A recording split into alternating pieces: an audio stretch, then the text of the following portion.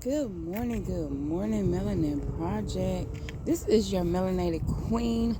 I am here straight, uncut, and raw.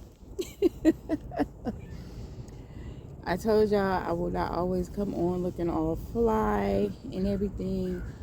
I just wanted to come on real quick just to congratulate all the parents that have graduations this week, this month, from kindergarten to sixth grade to eighth grade to seniors.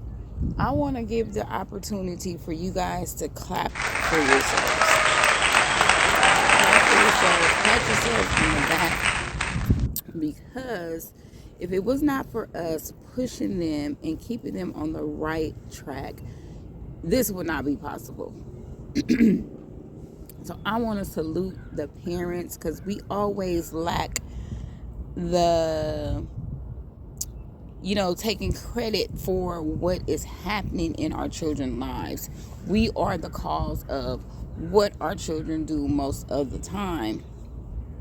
I want to salute the kids for staying on the right path, doing what we ask for them to do, understanding that this may not be easy, but it is worth it. It will be worth it in the long run. And I also want to say that college is not for everybody. So I don't believe in forcing the kids to go to college. If that's what they want to do, hey, great. But you have to do something out of high school. You can't just sit around and be lazy. So I want to just take the opportunity just to tell you a little bit about my story. I'm, of course, a Richmond, California native. Been here all my life. And I started parenting at a young age. I was 18 years old when I began to parent. My oldest child is now 26 with a college degree, and now has been promoted to administrator for three group homes. So I'm very proud of that success in the path that she chose, and the wisdom that she received from me, from her grandmother, and her peers, and so on and so forth. 6 years later, I had another daughter. She is now going to be 20, and she struggled in the beginning of school, but now she has, from the 8th grade now to her soon to be 3rd year in college, she has blossomed into this beautiful, artistic young lady. So I'm very proud of her success.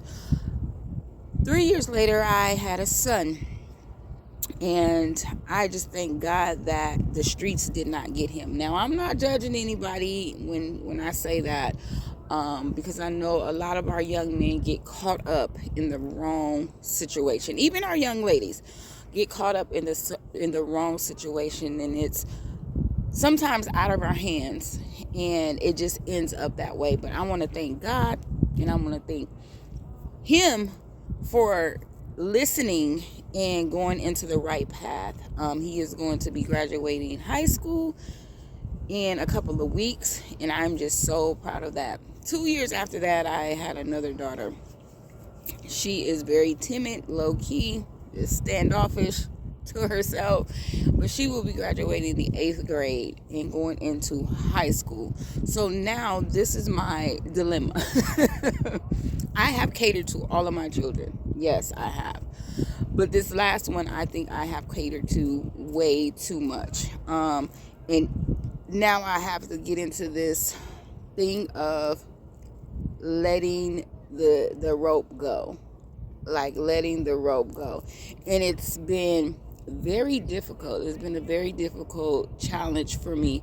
But I know that I'm capable of doing it. Not just me, but she can see that her siblings, she has older siblings that she can kind of learn from and kind of watch and kind of see, okay, this is what I do, that, and the other. When I say letting go of the leash, I mean waking up, not fixing her lunch, allowing her to do it, not combing her hair, letting her do it, things like that. It is hard to adapt to that. It's hard to let the kids out of the nest, and y'all know what I'm talking about. But it is definitely time, and I catered to all my kids. My oldest daughter, she left for college and didn't even know how to wash her own clothes, Oh my god! But it takes time. It takes it takes strength to let your kids be pretty much independent. It's so scary out here in the world, and I know that we can't hold their hands every day, all day, and I'm understanding that. I'm getting that. But I'm saying that to say,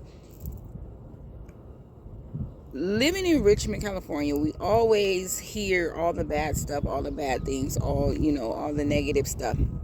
But I was an 18-year-old single mom and raised 4 children, 4 successful so far children. And now I am 45, and I want to give myself a pat on the back. I really do. Even though I've been through a lot of emotional trauma and so on and so forth, I still was able and capable of raising my kids. And I will say a single parent home.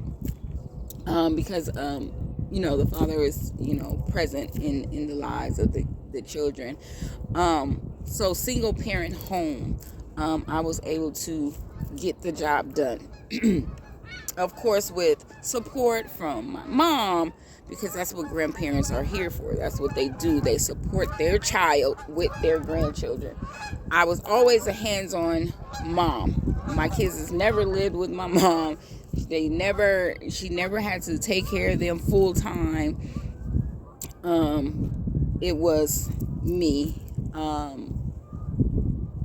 So just like I said, just to let you guys know that it is possible to be a young parent living in the streets of Richmond, raising children.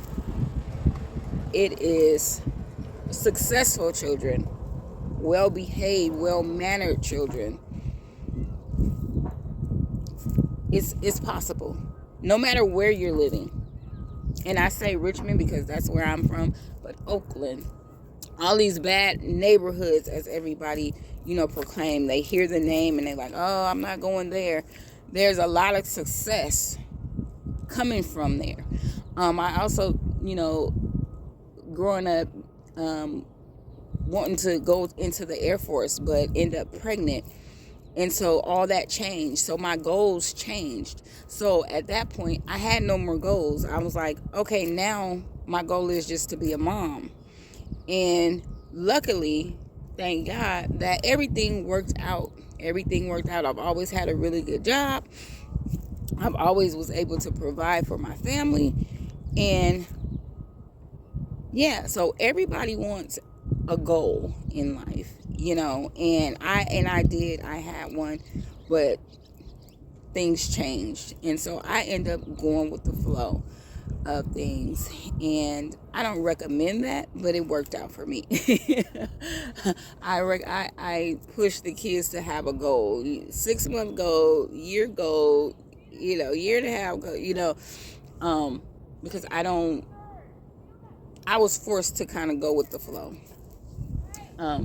So that is all I was coming to say. I hope you guys are having a beautiful day, as I am enjoying this weather, this natural vitamin. And until next time, peace.